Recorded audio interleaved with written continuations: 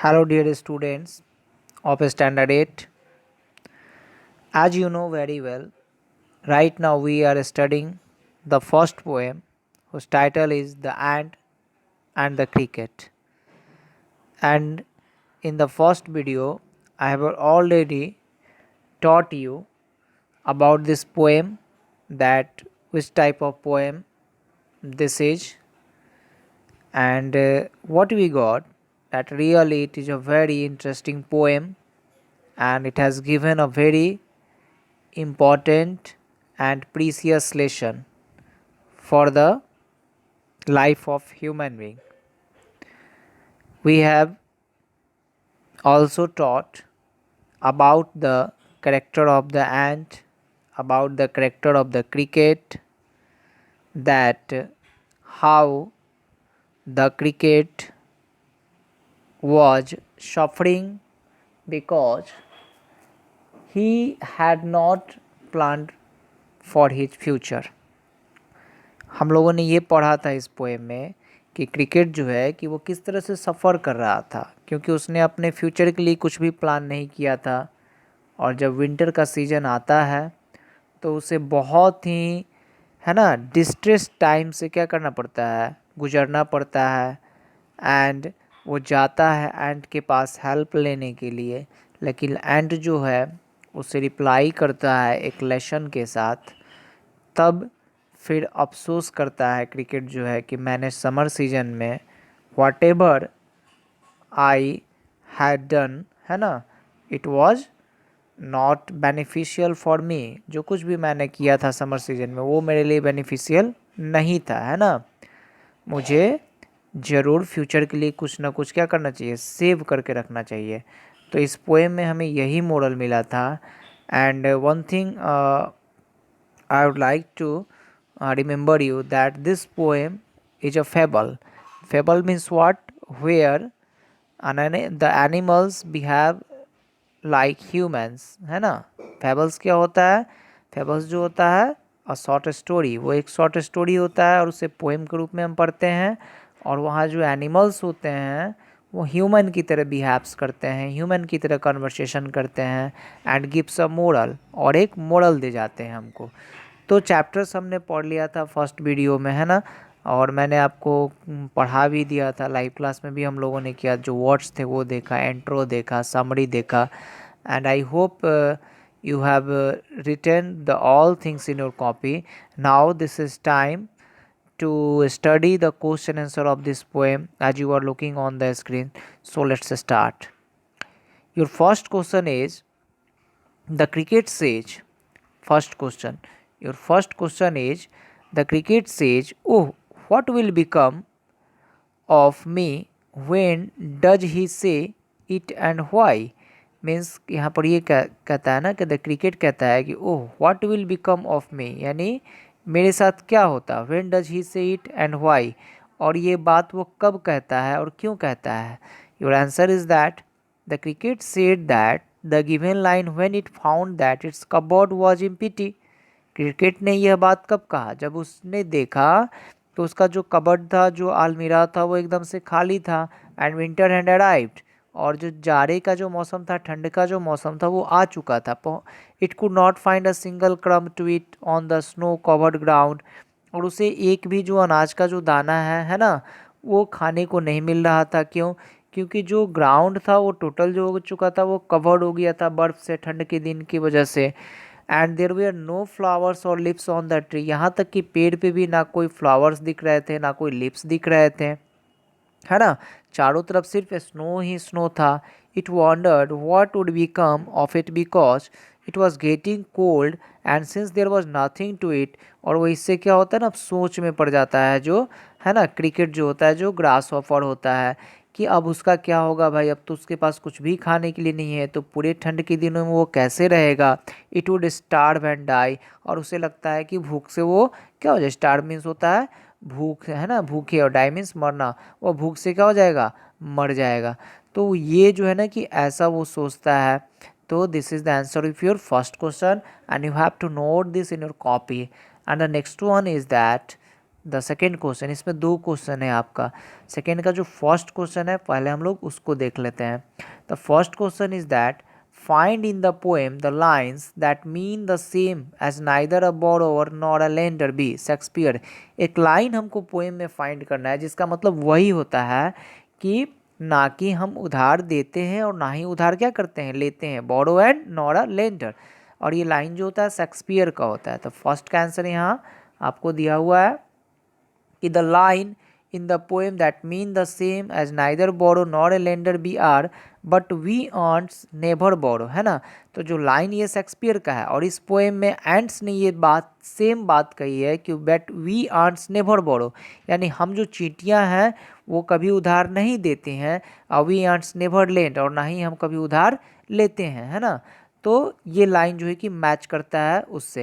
And the second question is that, second question जो है आपका वो क्या है, सेकेंड क्वेश्चन कि what is your opinion of the ant's principle. Ants का जो यहाँ प्रिंसिपल रहता है, जो बात एंड्स कहता है, क्या वो सही रहता है या गलत रहता है, आपके अकॉर्डिंग क्या लगता है आपको। Let's see the answer. तो सेकेंड आंसर है आपका यहाँ पर I agree with what the ants says first, यानी कि मैं जो है उससे सहमत हूँ, मैं जो है कि उससे सहमत हूँ कि चींटी जो है कि पहले क्या कहता है, first that one should save something for the future, really it is very important कि सभी को अपने फ्यूचर के लिए कुछ ना कुछ हमेशा क्या करना चाहिए, सेव करके रखना चाहिए, so that he does not need to borrow or lend, ताकि उसे ना किसी को से उधार लेने की ज़रूरत पड़े ना किसी को उधार देने की ज़रूरत पड़े। But I don't agree with the ant's principle, लेकिन बाद में पोइट ये कहता है कि मैं पूरी तरह से, है ना, एंड्स के प्रिंसिपल से एग्री नहीं हूँ। क्यों? क्योंकि व्हाट ही टोल्ड लेटर, बाद में वो कहा if he says he is a friend of cricket, चूँकि उसने कहा था कि मैं तुम्हारा क्या हूँ, क्रिकेट का दोस्त हूँ, then he should also help the cricket at the time of distress, तो उसे क्या करना चाहिए, क्रिकेट का हेल्प करना चाहिए था, है ना। कब? टाइम ऑफ डिस्ट्रेस, यानी कठिनाई के समय में, डिस्ट्रेस में होता है डिफ़िकल्ट टाइम, तो जब डिफ़िकल्ट टाइम था क्रिकेट का उस समय उसको हेल्प करना चाहिए था। तो इस बात, चूँकि वो उसका फ्रेंड है और रिफ्यूज कर देता है उसको हेल्प करने से, तो ये बात पोएट को पसंद नहीं आती, इसलिए वो इस बात से क्या करता है, इनकार करता है, इस पर एग्री नहीं होता है एक साइड। ऑन द अदर हैंड, और दूसरी तरफ ये कहता है कि I believe that a friend in need is a friend indeed, यानी कि एक फ्रेंड ही होता है, एक दोस्त ही होता है जो कि आपके कठिन समय में, आपके डिफ़िकल्ट टाइम में आपका हेल्प करता है। तो ये जो था ना कि ये सेकंड आंसर था, तो इसमें दो क्वेश्चन है, क्वेश्चन नंबर 2 में first and second as you are looking here, और दोनों का आंसर यहाँ है, इसको भी आप नोट कर लेंगे। Now the third one is that the tells the cricket, sorry the ant tells the cricket, चींटी जो है वो क्रिकेट से क्या कहता है, to dance the winter away, do you think the word dance is appropriate here, if so why, कहता है कि ठीक है तो जाड़े में भी तुम ठंड के दिनों में क्या करो, डांस करो, क्या आपको ऐसा लगता है कि जो डांस वर्ड है यहाँ पर चींटी ने जो कहा वो सही था, और ऐसा अगर है तो क्यों। लेट्स सी द आंसर, आई आंसर देखते हैं कि ये क्यों सही है। The ant told the cricket to dance, चींटी ने क्रिकेट को डांस करने के लिए कहा, द विंटर अवे बिकॉज, और कहा कि डांस करो, इस तरह से तुम्हारा जो विंटर है वो भी चला जाएगा, because when it asked the cricket what it did in the summers, उसने पूछा क्रिकेट से, चींटी ने जब पूछा कि तुमने पूरी गर्मी के दिनों में क्या किया, समर के दिनों में क्या किया, कि तुमने कुछ भी जाड़े के दिनों के लिए, ठंड के दिनों के लिए बचा करके नहीं रखा अपने फ्यूचर के लिए, and why it had not stored any food for summers, the cricket answered, तो क्रिकेट ने क्या रिप्लाई किया था, that it sang through the warm and sunny months of summer, उसने कहा कि मैं तो जब भी सनी डे था, जब मैं बाहर निकलता था, तो उस मंथ्स में मैंने क्या किया, समर के दिनों में मैंने पूरे टाइम गाना गाया। Therefore in reply to this, और इसी बात का जवाब चींटी ने दिया, the ant asked the cricket to dance the winter away, उसने कहा ठीक है तो फिर जब तुमने गाना गा करके पूरा समर स्पेंड कर दिया, तो डांस करके तुम क्या करो, पूरा विंटर स्पेंड कर दो, all through the summers and did not bother, है ना, to store food for winters, और तुम्हें विंटर्स के लिए फूड स्टोर करने की जब ज़रूरत नहीं थी, तो तुम डांस करके पूरा विंटर क्या करो, स्पेंड कर दो। तो this is your question number third, है ना, और आंसर यहाँ है, इसे भी आप नोट कर लेंगे। And the last one question number 4, यहाँ भी दो क्वेश्चन है आपका, तो सबसे पहले हम लोग फर्स्ट देख लेते हैं। Your first question is that which line in the poem express the poets comment, poet के कमेंट को कौन सा लाइन पोएम का एक्सप्रेस करता है? रीड देम अलाउड, उसको तेज बोल के पढ़ना है ना। तो फिर भी आंसर मैं दे दिया हूँ यहाँ पर। ये जो है कि आपका फर्स्ट क्वेश्चन का आंसर है कि the lines in the poem that express the poet's comment are folks call this a fable. जो लोग हैं, फॉल्स मीन्स क्या होता है? पीपल। Folks means people. मैंने पहले भी आपको क्या किया है, बताया है लाइव क्लास में कि फॉल्स मीन्स पीपल होता है, लोग। लोग कहते हैं, क्या कहते हैं कि दिस अ फेबल, यह क्या है? फेबल है। Fable means a short story, है ना, where animals behave like human and convey a message. I will warrant it true, और मैं इस चीज़ को क्या करता हूँ? सच कहता हूँ। तो ये जो है कि क्वेश्चन नंबर 4 के फर्स्ट का आंसर है। And the second, as you are looking, write the comment, है ना, इन योर ऑन वर्ड्स। इस पोएम को पढ़ने के बाद आप अपना जो है कि कमेंट लिखें। तो आइए देखते हैं हम लोग सेकेंड का आंसर क्या हो सकता है। अच्छा, इसका थोड़ा सा बड़ा आंसर है लेकिन समझ में आपको आ जाएगा। This comment by the poet means that this poem is indeed a fable as it had a moral behind it. इसमें एक पोएट ये कहता है कि सच में ये एक फेबल तो है, ये पोएम शॉर्ट स्टोरी है ना। इंसेक्ट्स की स्टोरी है, दो इंसेक्ट की स्टोरी है, दो इंसेक्ट के बीच का कम्युनिकेशन है, लेकिन इसके पीछे क्या है? It had a moral behind it, इसके पीछे एक मोरल है। कैसा मोरल है? The cricket did not have anything to eat during the winters. Cricket जो होता है, ग्रासहॉपर जो होता है, झिंगुर जो होता है, हिंदी में कह सकते हो आप, उसके पास विंटर्स के दिनों में खाने के लिए कुछ भी नहीं होता है। क्यों? Because it did not bother to store some food during summers, क्योंकि वो केयरफुल नहीं था कि वो समर के दिनों में, कि वो विंटर के दिनों के लिए कुछ फूड को स्टोर करके रख सके। इट वॉज नेग्लिजेंट, है ना, and सैंग all through the summers. वो क्या था? एकदम इग्नोरेंट टाइप का था, नज़रअंदाज करता था किसी भी चीज़ को, और पूरे समर्स क्या करते रहा? गाना गाते रहा। The ant on the other hand, और वही दूसरी तरफ जो चींटी था, had built a nice home for it self. गर्मी के दिनों में ही उसने क्या किया था कि अपने लिए विंटर सीजन के लिए एक अच्छा सा घर बना लिया था खुद से। एंड हैड स्टोर्ड फूड, और फूड को भी स्टोर करके रखा था। क्यों? सो दैट, है ना, यहाँ हम लोग पढ़ रहे हैं सो दैट, इसलिए कि it would not starve during winters, है ना, ताकि वो जाड़े की दिनों में भूखा ना रह सके। स्टार्व मीन्स क्या होता है? भूख लगना, है ना, भूखे रहना।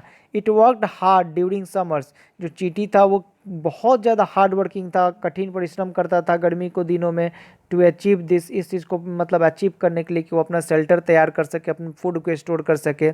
और यहाँ मोरल क्या है? Thus the moral of the poem is to be prepared for the adverse times, है ना। इसमें पोएम से ये मोरल लगता है कि हमें तैयार होना चाहिए, हमेशा तैयार होना चाहिए, अपने फ्यूचर का प्लान करना चाहिए। एडवर्स टाइम मतलब होता है डिफ़िकल्ट टाइम के लिए। And always work hard instead of being negligent, और हमेशा कठिन परिश्रम करते रहना चाहिए, किसी चीज़ को नज़रअंदाज करने से यह ज़्यादा बेहतर होता है।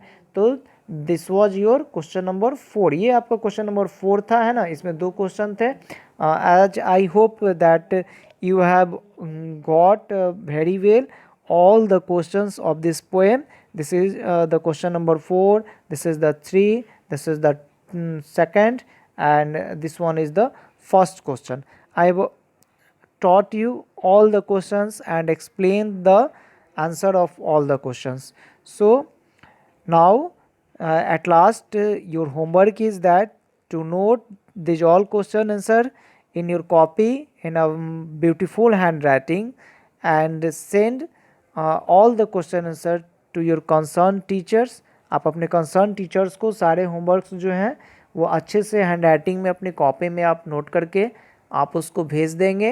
एंड आफ्टर दैट, और इसके बाद, if you will have any doubt, अगर आपके पास किसी भी तरह का डाउट होगा regarding this chapter, regarding the questions, जो भी questions recently I have taught you, जो भी अभी मैंने आपको पढ़ाया उससे कोई भी डाउट होगा, then this all things we will clear in our live class. Okay, so this is your part 2 video, and this is your last video of the ant and the cricket.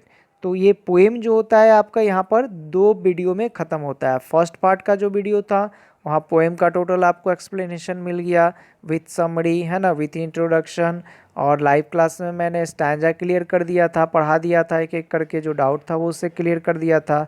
और ये last video इस poem का, यहाँ आपको total questions मिल गए, answer मिल गए। तो आज के लिए इतना ही। और अब आपको जो है कि सेकंड पोएम जो है आपका, उसमें हम लोग नेक्स्ट वीक में मिलेंगे। So thank you, have a nice day, bye.